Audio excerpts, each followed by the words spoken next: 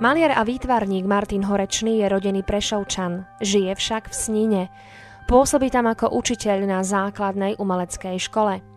Vyštudoval výtvarníctvo a dejepis na Univerzite Pavla Jozefa Šafárika a všetok svoj voľný čas už vyše 20 rokov venuje maľbe. Strieda v nej figurálnu tvorbu s abstrakciou, možno v nej nájsť aj krajinky a zátišia, pohráva sa však aj s pop artom.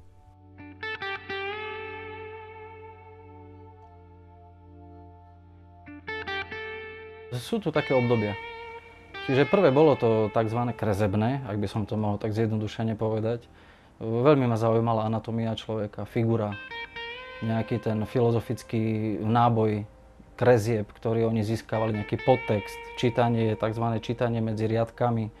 Nebolo to prvoplánové, aj keď ten realizmus tam bol dosť vysoký. Tá snaha proste určitý realizmus. Ale postupom času, po nejakých rokoch, keď už som mal pocit, že som dospel do štádia, z ktorého v tej kresbe už veľa ďalej nevykrešem. Začal som mať taký pocit, že mi chýba určitá expresivita, vyjadrenia a farebnosť. Lebo tá kresba predsa len bola obmedzená. Tamto sa stále nieslo v nejakých tých monochromatických odtieňoch a strašne mi chýbala tá expresívna farebnosť. Takže úplne prirodzene a plynule som prešiel k farbe, k maľbe, až k takým dosť drastickým štruktúram, by som povedal, maliarským, no a veľmi silným farebným kontrastom.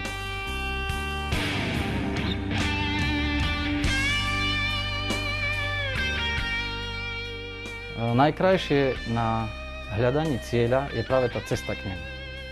Čiže tak sa mi zdá, že človek, ak ten cieľ dosiahne, tak pre neho stratí význam.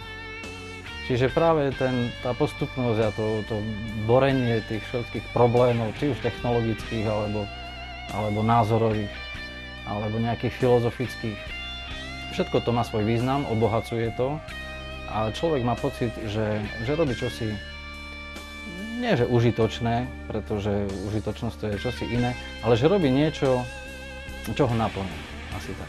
Čiže ja keby som zrazu mal pocit, že som dospel do cieľa, tak to bude asi veľmi smutné, lebo to znamená, že skončím s výtvarnou tvorbou a neviem, čo ďalej. Chvála Bohu, doteraz viem, čo ďalej ešte. A tých obzorov je stále viac a viac a neviem, či mi na to vôbec postačuje ten 24-hodinový deň a 365-dňový rok.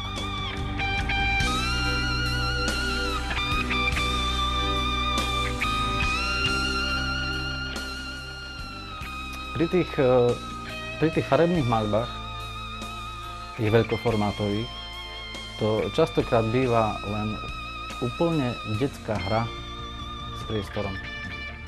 Doslova niekedy, vulgárne poviem, z machuľ začne vznikať kompozícia a človek tam začne vidieť tvary a priestor do hĺbky, ktorý predtým nevznikal. Čiže niekedy sú to ozaj spontánne veci, a niekedy mám dopredu vopred premyslenú štruktúru, schému, presne, hlavne pri tých figurálnych veciach. Tamto mám väčšinou premyslené dopredu, pretože už vopred sa snažím proste tým gestom, alebo tou mimikou tváre, alebo pohybom, čo si hovoriť. Aj keď nerad hovorím o tom, čo tým chcem hovoriť, pretože každý človek by si mal sám nájsť vo výtvarnom diele ten vlastný nejaký popis.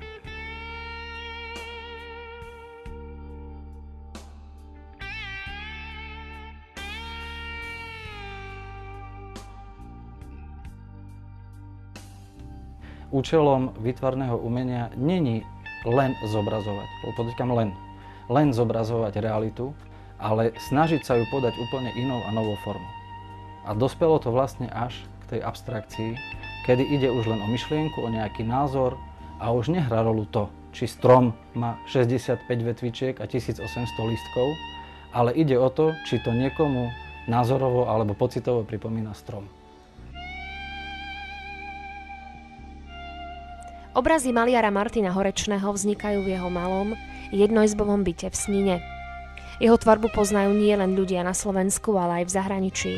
Je autorom obálky publikácie o meste Snina a momentálne pracuje na ďalšej ilustrácii knihy o histórii snínskej farnosti. Vystavoval v Nemecku, Maďarsku, Rakúsku a Poľsku.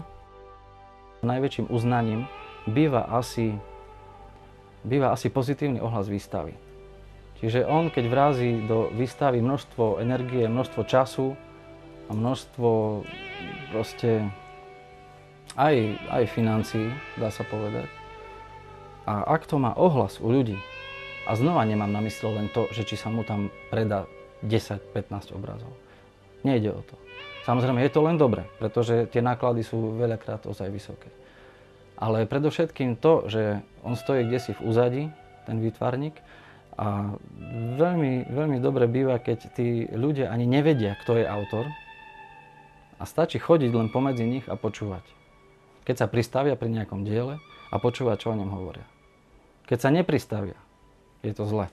Ak to prejdú a rozprávajú sa o tom, že kde si pôjdu kúpiť, ja neviem čo, v akcii nejaké handry alebo kabelky, tak to je veľmi zle.